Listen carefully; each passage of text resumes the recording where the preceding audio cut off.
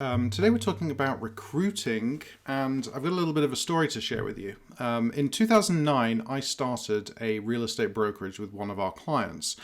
She was a salesperson that had been practicing sales for the last couple of years, or real estate sales for the last couple of years.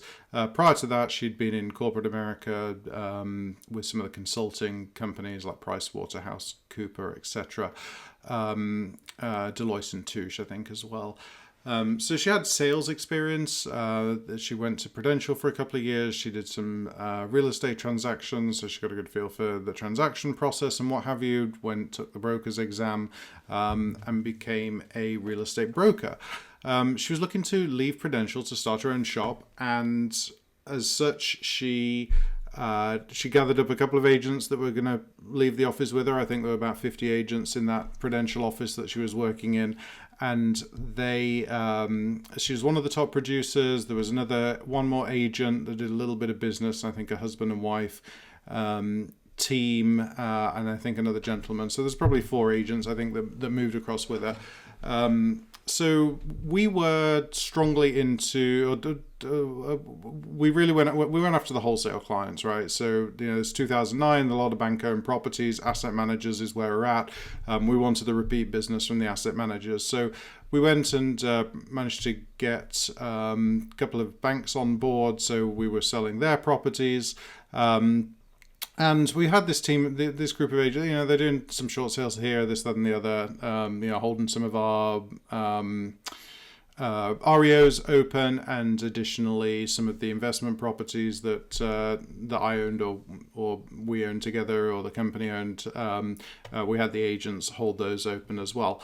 Well, we got through the first year. I mean, we kept the agents that we had. I think, one of them retired. The one lady retired. The husband and wife team stayed on for probably like a year and a half. We got another guy come in. So, so the attrition rate or the churn rate here on these agents was a little bit like, one's coming in, one's going out, or one's going out, one's coming in. But pretty much over the course of the year, by the end of year one, we sort of had 4 or 5 agents to start with, and we ended the year with 4, 5, 6 agents thereabouts. So that's where we kind of got through the first year. We had a lot of bank-owned properties. We had a lot of investment properties because we were really churning these things. Ones that we bought at trustee sale, we owned for an average of about 45 days from purchase to close of escrow. So things were moving really quickly. In that regard, the banks were giving us a lot of property. So we had a lot of opportunities to hold these things open for other agents. So my business partner said to me, look, I'm calling people, I'm talking to everybody that we're doing transactions with. I've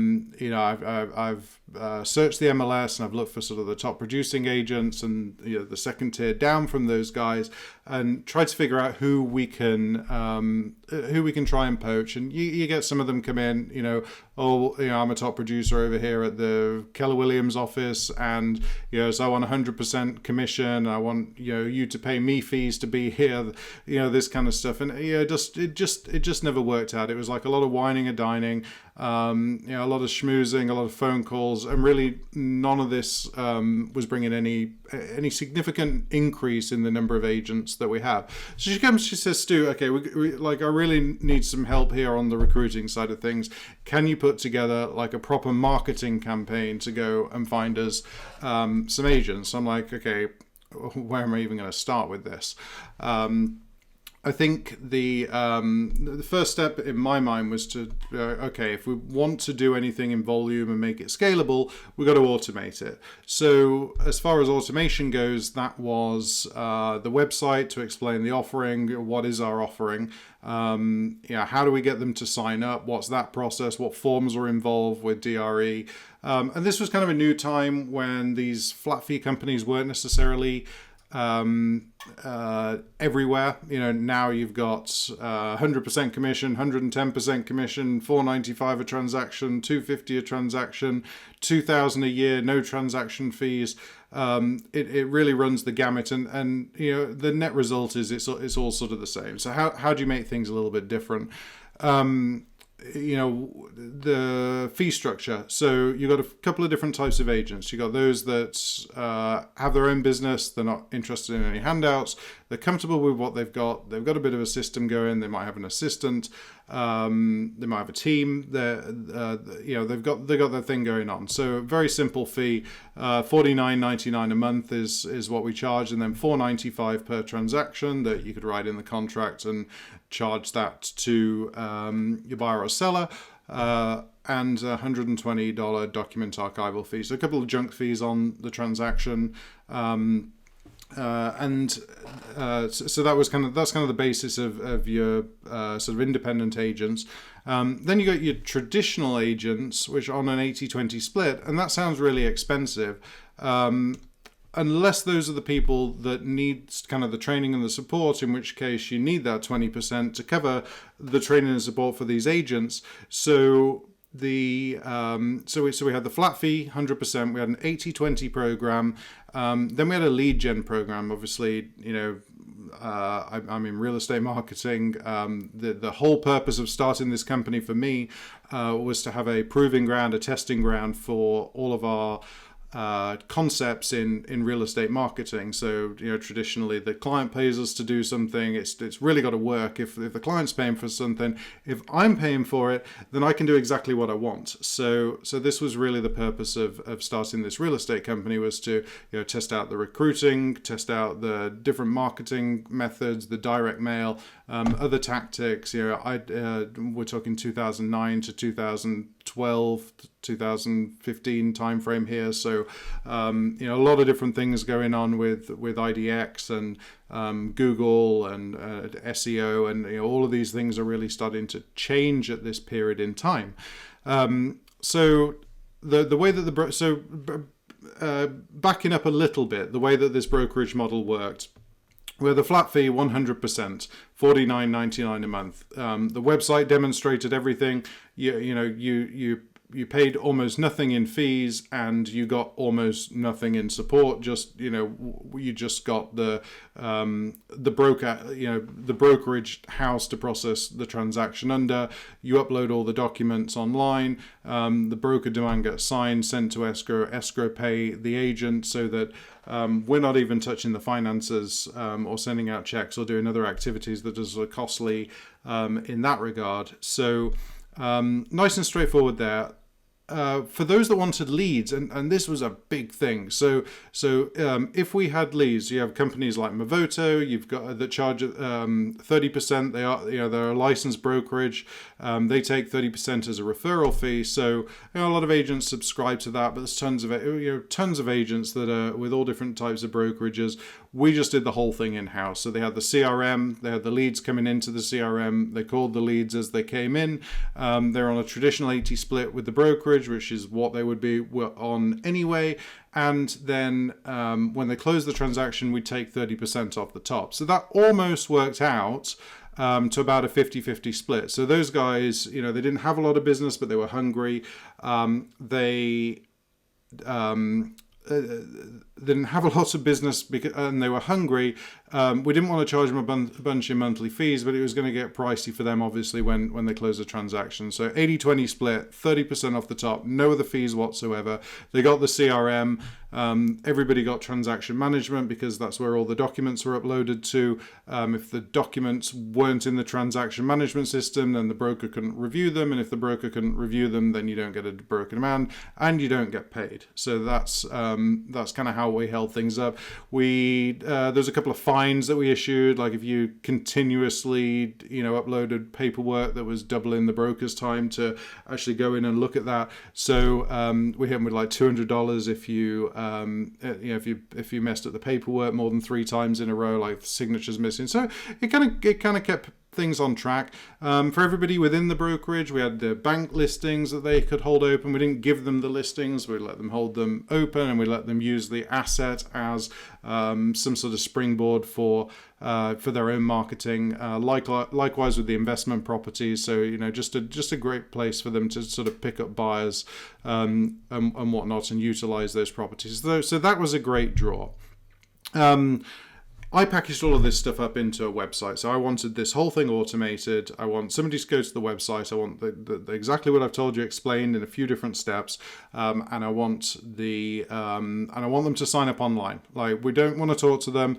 There might be some obscure questions that we can answer through website chat or a quick phone call, but those sort of things. For the most part, we nailed everything. We weren't flexible.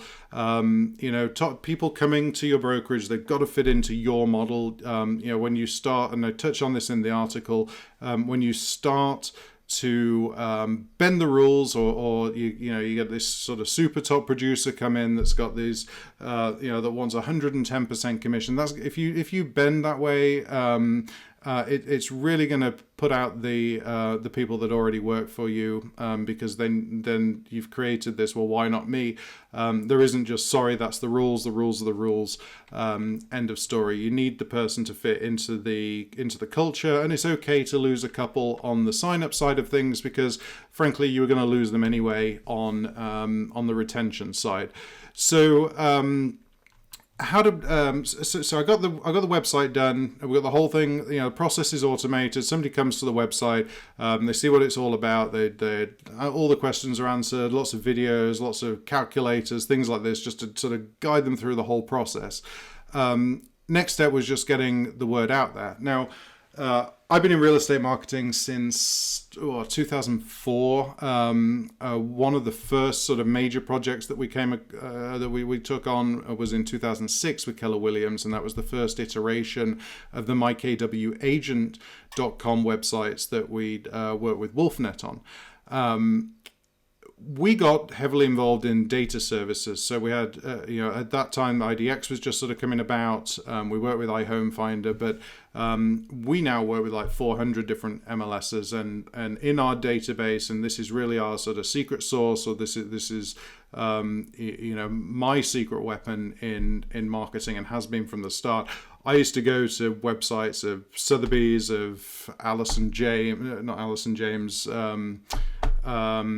Alon Pennell in the Bay Area, Sotheby's in Taro, Lion Real Estate in Sacramento, and I would manually in the evenings and the weekends copy and paste the email addresses and the names and numbers of agents in these different brokerages, and use that for email marketing, and it was a great start.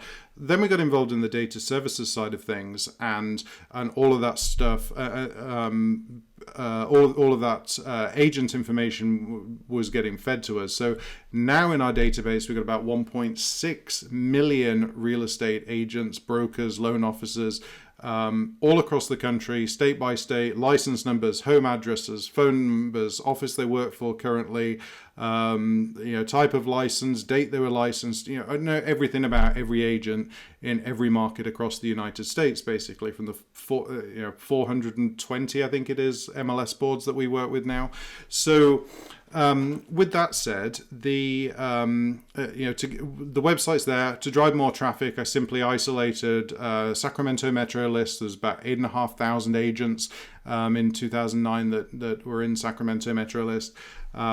I put together an email that just drove traffic to the website. Hey, we've got a few options for you. You can have a traditional split. You can have 100% split. You can have in-house transaction coordinator that, by the way, was a profit center for us. If you used our in-house TC, you didn't pay the $120 document archival fee.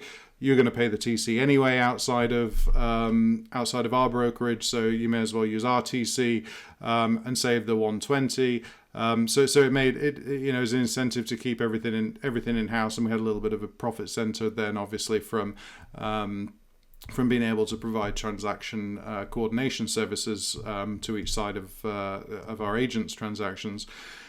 So we blast out these emails that drove traffic to the website, and then this is a campaign. So I took from there, we then set up Facebook, Instagram, Twitter, LinkedIn campaigns, audience, anybody with a job description or title that says realtor, real estate salesperson, and so forth within our market, Sacramento, which is where this company was based, plus 30 miles outside of there, figuring you might just live a little bit outside of town. So those ads were running at the same time. That drove traffic back to the website. And then I took this email list of 8,500 people and I uploaded that into Facebook, and I said, and make sure you slam this audience as well. So they were getting hit with email. If they unsubscribed from the email, they were still getting hit on Facebook. They were getting hit on LinkedIn. They were getting hit on Instagram. They were hit on Twitter every time that they opened it. So we run these ads furiously. And it really worked. We had, like I said in the beginning, 6 agents thereabouts at the end of the first year. We added a couple, we lost a couple, but we started with about 5 or 6. We ended with 5 or 6. In the second year, when we kicked off this campaign, we hired 120 agents, and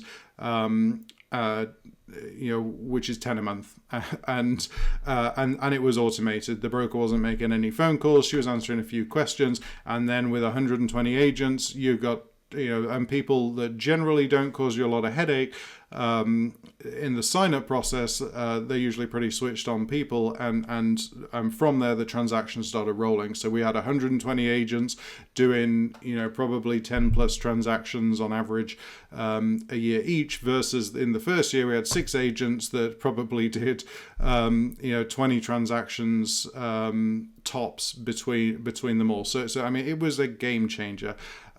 This still works today. We've still got our email database. We've still got better tools now for social advertising. We've got Instagram stories. We've got Instagram feed. We've got LinkedIn. We've got Facebook. We've got TikTok. We've got email. Still all works the same. So we have this program. We can now execute it for you. Fill out a free consult form. Get in touch with my team, and let's talk about your recruiting program, how you're doing right now, and where we can plug in. We can pretty much switch this on. Everything we do is month to month, so no long-term commitment. We'll send out emails. We'll do all of your ad development for you and everything. It's hands off. It's agency services. I've tried it myself. I built it for myself. I invested in it, and we've been running this program now since I started that in 2009. Through 2012 myself. We actually ended up, it worked so well that we actually ended up selling the company because of the recruiting effort. So it was a great project to really test out some marketing stuff. But like I said, get in touch, use the schedule a free consult form. The link's below, and if you're watching this on YouTube, and get in touch with my team, and I'll schedule a time to talk with you. Anyway, hope you found this useful, and here's to a